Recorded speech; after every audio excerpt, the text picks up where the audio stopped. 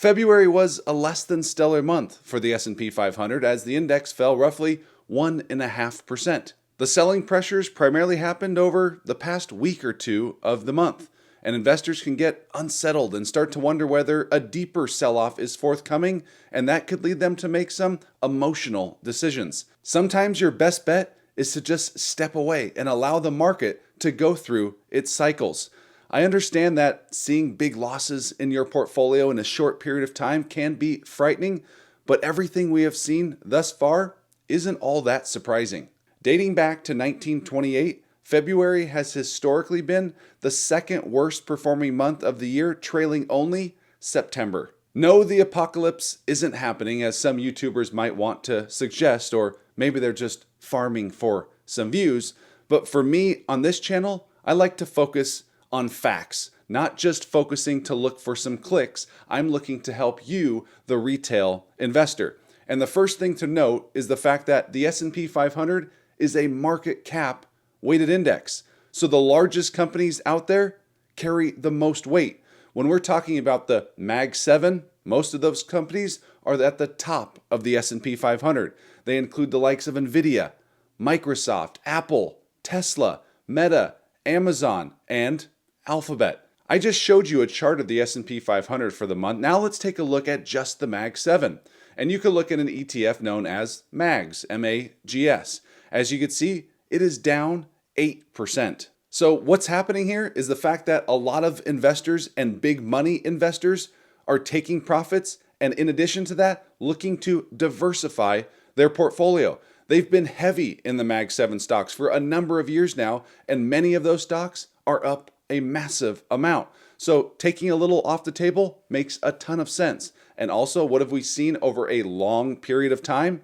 The best way to build wealth, a lot of the time, is having a well-diversified portfolio. When we see these periods of selling pressure, one way I like to look to see, well, is this really an economic issue or is this just profit taking? Is I like to focus on what's called the RSP, or the equal weighted S&P 500. If that's doing well compared to the S&P 500, that tells me that this is just simply a rotation out of some of those big names and moving into some of those underperforming names. Still high quality stocks, but maybe they've kind of been left in the dust over the past few years. With all of this being said, that doesn't necessarily mean we need to be running away from some of those Mag 7 companies. And in today's video, we're going to be focusing on 5 of the best stocks to buy during the month of March. So make sure you stay tuned throughout the entirety of this video. And before we unveil those 5 stocks, do me a huge favor. Show your appreciation by simply clicking that like button down below. Subscribe to the channel, and let's jump into it.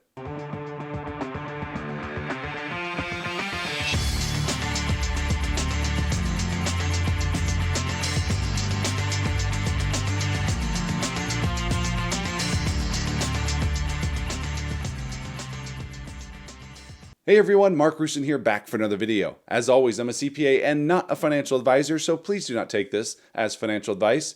And before we begin, let me thank today's video sponsor, which is the Motley Fool. The Motley Fool has a ton of great resources and products available for investors of all different levels. And right now, if you go to fool.com/Mark, you could sign up to check out their 10 best stocks to buy right now. All right, let's jump back into our video, taking a look at 5 top stocks to buy during the month of March. Beginning with March stock number 1, which is going to be Salesforce, stock ticker CRM.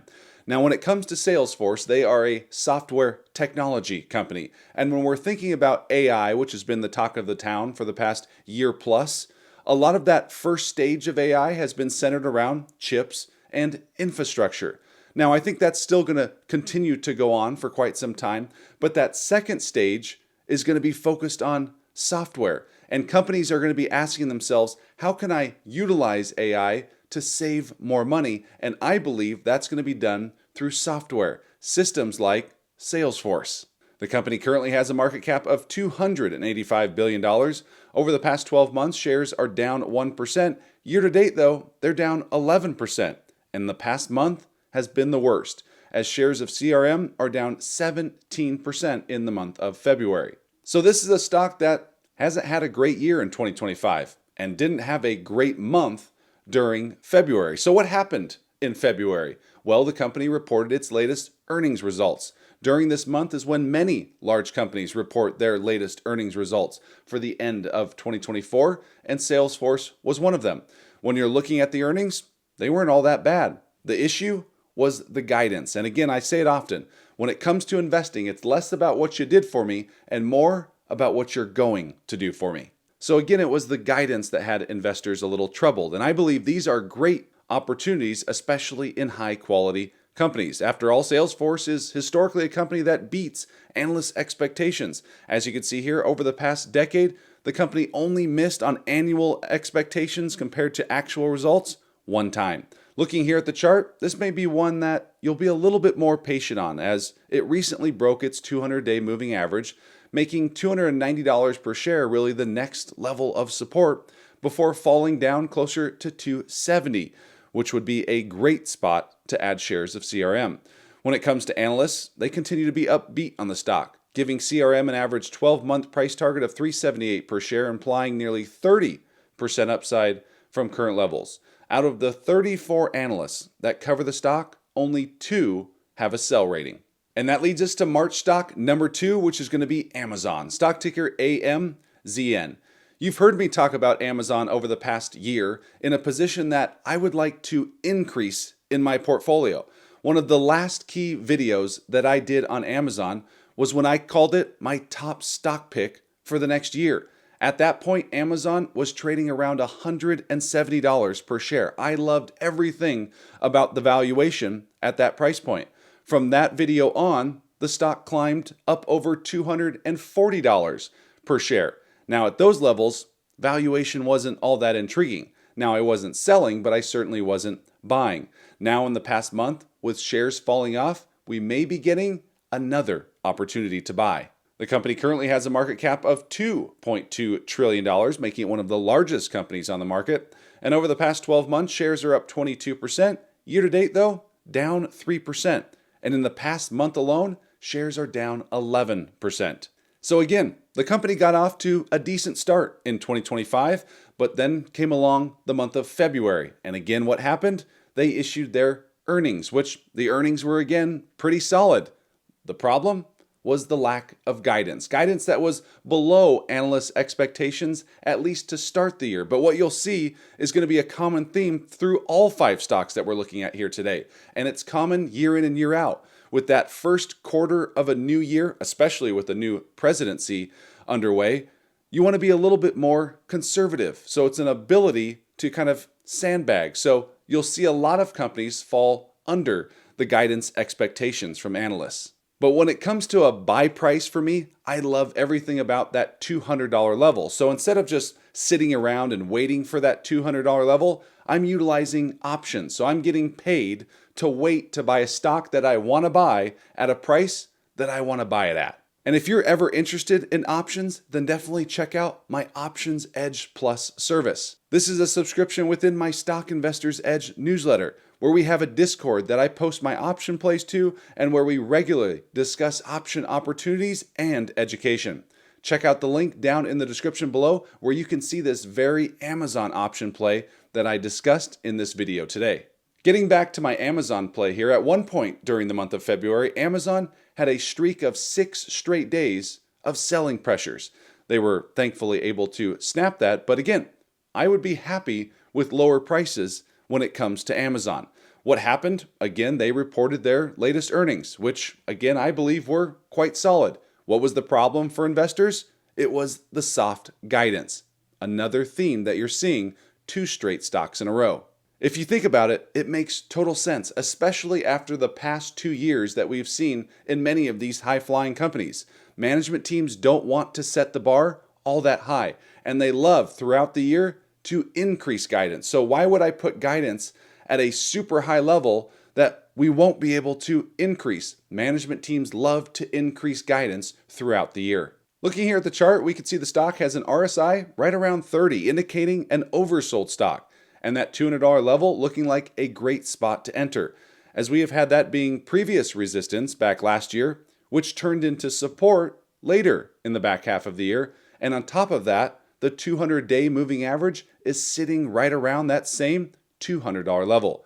When it comes to analysts, they continue to be upbeat on the stock, giving Amazon an average price target of $269 per share, implying nearly 30% upside from current levels. And out of the 45 analysts that cover the stock, 0 have a sell rating, and only 1 has a hold rating, which should tell you enough. This is a stock to own for many years. And that leads us to March stock number 3, which is going to be NVIDIA, stock ticker NVDA. For years, especially the past few years, NVIDIA has been the golden child of the S&P 500. As those past few years, the stock is up an impressive 820% from the start of 2023 through the end of 2024. Since then, though, as we've crossed over into 2025, as we talked about throughout this video, the Mag 7, largely many of its components, have seen a lot of selling pressures. And when it comes to NVIDIA, it being one of the largest market caps in all of the S&P 500, when it sees selling pressures, the S&P 500 is really going to feel it. The company currently has a market cap of $3 trillion, and over the past 12 months, shares are up 60%, but year to date, shares are down roughly 7%. The stock has dealt with more than just profit taking when it comes to NVIDIA. Although it has been a large portion of its losses, it's also dealt with newsworthy items, such as DeepSeek, when we saw the stock fall nearly 20% after that DeepSeek news out of China. However, the company has issued its latest earnings results, and we have seen earnings results from many hyperscalers which buy chips from the likes of NVIDIA, and all of that data is still telling us that there has really been no change when it comes to NVIDIA chips. Now, my one word of caution when it does come to NVIDIA, if I'm comparing it to the likes of Amazon, in terms of longevity, I believe Amazon is a much better play, because when you look at these hyperscalers, roughly 90% are making their own internal chips, which would one day potentially replace that of NVIDIA. But I still believe that that is a number of years away. So I definitely just wanted to clarify that. But when it comes to the earnings report for NVIDIA, it's pretty much status quo. Again, a very solid earnings report, and actually the guidance topped analysts' expectations. So they actually are different from the first two stocks that we looked at here. What was the issue? Growth rates are slowing. And anyone that didn't see that coming is just maybe a bit out of touch with reality, because the comps that this company has over the past few years are unbelievable. Looking here at the chart, we see a stock with an RSI that's hovering around 40, so not as much of a buy sign from that standpoint as Amazon, but we see a key $115 level holding up nicely, as it was tested twice in the month of February.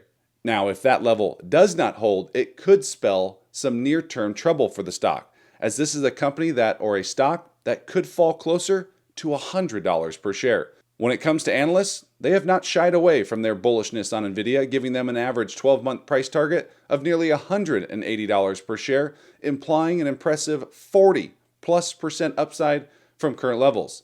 And out of the 45 analysts that cover the stock, 0 have a sell rating, and only 3 have a hold rating. In addition, look here at all of these analysts that reiterated their price targets or made slight adjustments post-earnings, all with buy ratings and huge upside targets. And that leads us to March stock number 4, which is going to be PayPal, stock ticker PYPL.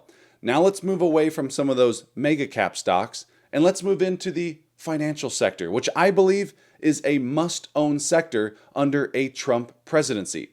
If you think about it, there's two tailwinds for financials. Under Trump presidency, there's been a lot of talk of less regulation. We need a stable, growing economy. And the third thing is going to be lower interest rates over the next few years. All of these are going to be tailwinds for the financial sector, especially the likes of PayPal. And on top of that, an area that PayPal can add further growth is by continuing to find ways to monetize Venmo. The company currently has a market cap of $70 billion. Over the past 12 months, shares are up 18%, but year to date, down 17%. Most of that coming in the past month alone. The story continues to be the same here, folks. This is a company that reported a very solid earnings report, but something that I believe that they're not really getting much credit for at all is the new $15 billion stock buyback plan that management announced. A $15 billion stock buyback plan on a $70 billion company?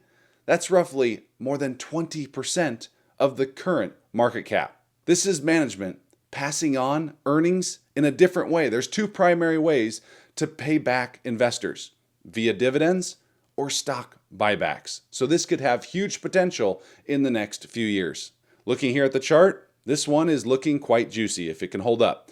At $67, which has proven to be a key support level, as it was a stiff resistance level in the past year, we are now retesting that level from a support side of things, looking for it to hold up. RSI currently below 30 is also indicating that the sell-off has gone too far, making this stock look like a buy.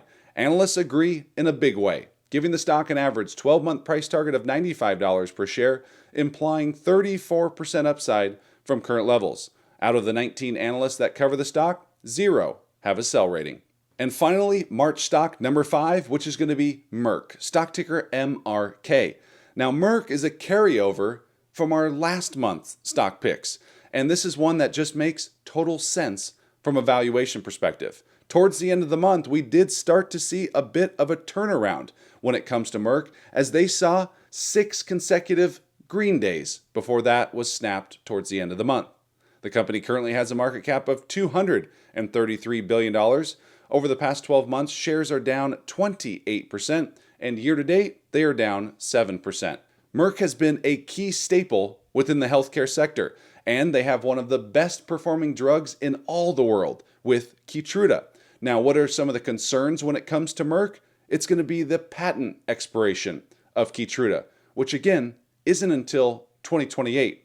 We as investors know this patent expiration, and yes, management knows this patent expiration. All of this sounds all too familiar to that of AbbVie, which once had the top performing selling drug in the world in Humira. Patent protection was coming off, we started to see investors get concerned, and the stock sold off. But we have seen how that has played out, as AbbVie shares have climbed nearly 40% since the start of 2023, when that patent expired for Humira. I expect this to be a similar story when it comes to Merck. The company recently reported earnings at the start of February, and look at the headlines. Are you guys starting to see this trend I'm talking about? This often, again, happens at the start of the year, as companies don't want to be overly optimistic because they love to raise guidance in future quarters. Hence, February being a poor performing month for the year. But on top of all that, Merck also pays a solid dividend, as the company currently has a dividend that yields 3.6%. They have increased their dividend for 14 consecutive years, and they have a 5-year dividend growth rate of roughly 8%. Looking here at the chart, a lot of buyers stepped in around that $80 level, and at the same time, the RSI was sitting below 30, like we have seen for many of the other stocks on our list here today. Merck has bounced a bit, but it's a far away from its 2023 levels, well over $130 then, giving you plenty of potential upside here. Something that won't happen overnight, but at the same time, you can enjoy the nice dividend while you wait. When it comes to analysts, they have not lost confidence in the stock, rating Merck shares a moderate buy with an average 12-month price target of $115, implying nearly 25% upside from current levels. So there we just looked at 5 stocks to consider buying during the month of March, especially after this bit of selling pressure that we saw during February, which is historically the second worst performing month for the S&P 500. I tried to give you a variety of different stocks. We had a healthcare, a financial company. We touched on consumer discretionary and the technology sector. Down in the comments section below, let me know which of these 5 stocks would you consider buying right now. And if you haven't done so, make sure you show your appreciation by simply clicking that like button down below. Subscribe to the channel, and we'll see you in the next one. Take care.